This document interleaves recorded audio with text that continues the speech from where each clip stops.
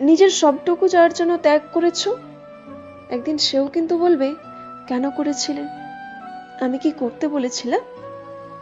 সমস্ত সমস্যায় তার পাশে থাকার পরেও একদিন শুনতে হবে আমার সমস্যা আমিই মিটিয়ে নিতে পারতাম, তুমি না থাকলেও চলতো।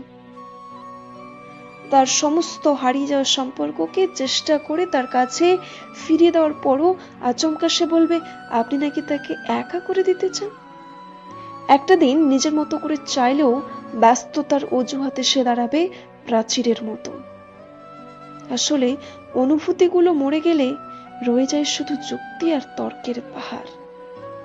তখন কথার পিঠে কথা বসে, কে ভুল কে ঠিক তার লড়াই চলে, কারণ সেই বিশেষ অনুভূতিগুলো তখন মৃত।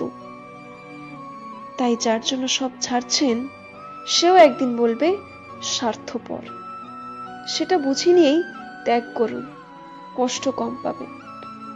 কারণ আমরা মুখে যা বলি এক্সপেকটেশন রাখি না, আসলে ভিতরে ভিতরে কিছু চাওয়া তো রয়েই যায়। একটা একলা সন্ধে, একটা নিশ্চিন্ত বিকেল, হয়তো তখনও চেয়ে যাই মনে মনে, তাই তো আঘাতগুলো আঘাত হয়ে আসে আর আমরা নতুন করে ভেঙে পড়ি।